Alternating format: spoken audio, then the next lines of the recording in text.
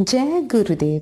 स्वागत है आप सबका आपके अपने चैनल 1008 खेचरी विशेषज्ञ में।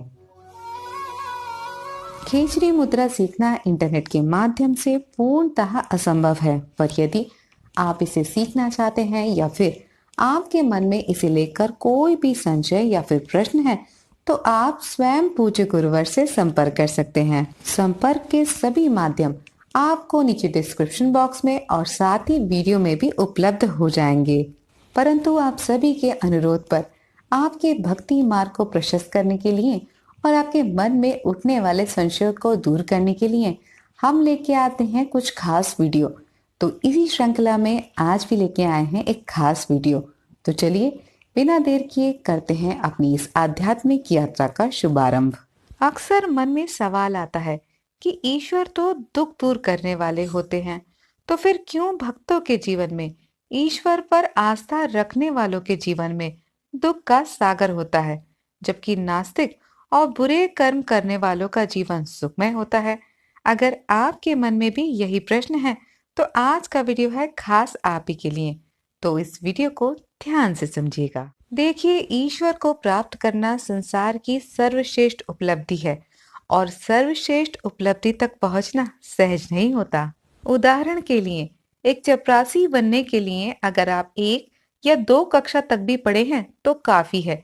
लेकिन अगर आप आईएएस, पीसीएस या कोई अधिकारी बनना चाहते हैं तो आपको बहुत पढ़ना होगा, मेहनत करनी पड़ेगी, भांति भांति की परीक्षाएं देनी पड़ेंगी। इन परीक्षाओं में उत्तीर्ण भी होना पड़ेगा और इन परीक्षाओं को सफलता से उत्तीर्ण करने के लिए आपको प्रतिदिन अपनी योग्यताओं को और अधिक निखारना होगा। और इसके लिए आपको अपनी भूख, प्यास, नींद, मौज मस्ती और ढेर सारी चीजों को कहीं ना कहीं बलिदान करना होगा। अर्थात एक बड़े सुख को पाने के लिए छोटे छोटे सुखों को छोड़ना पड़ेगा, उनका त्याग करना पड़ेगा। स्मरण रखिएगा कि यदि आप इन छोटे छोटे सुखों में स्वयं को आनंदित करेंगे तो आप अपने लक्ष्य से भटक जाएंगे, परिणाम शून्य। ठीक उसी प्रकार संसार भी एक चमकीले मेले की तरह है, जहां खोना तो बहुत आसान है और इससे निकल पाना उतना ही मुश्किल। और जानते हैं, यही है ईश्वर प्राप्ति की संसार में सबसे बड़ी चुनौती।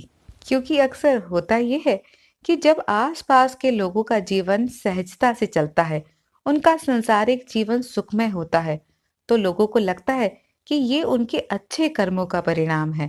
दूसरी तरफ ईश्वर के प्रति आस्था और विश्वास की डोर पकड़े रहने के बावजूद भी आप संसार में बार बार परास्त होते हैं, नाकामयाब होते हैं, तो आपको भाग्यहीन, तुच्छ कर्मों वाला समझा जाता है और तब लोग आपको छोटा होने का एहसास कराते हैं, आपकी आलोचना करते हैं।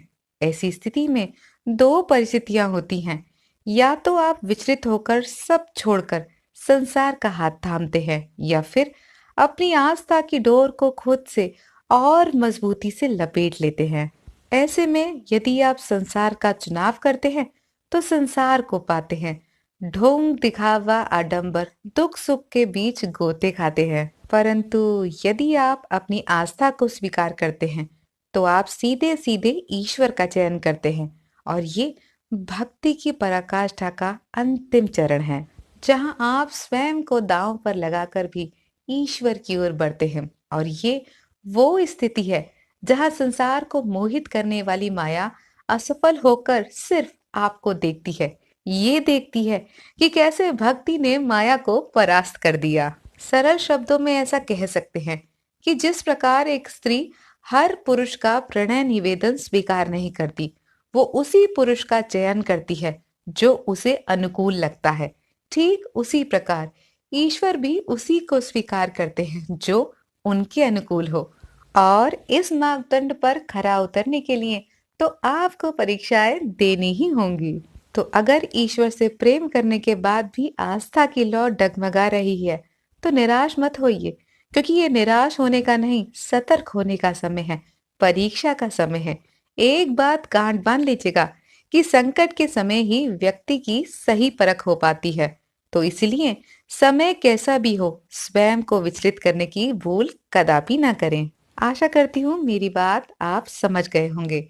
चलते चलते आपसे सिर्फ इतना ही कहूंगी कि कर्म कांड, जप तप, नियम धर्म सिर्फ ईश्वर को अपनी ओर आकर्षित करने का और स्वयं को उनमें लगाए रखने का सिर्फ साधन मात्र है। तो इसीलिए आपसे कहूंगी कि साधन में उलझकर मत रह जाइएगा।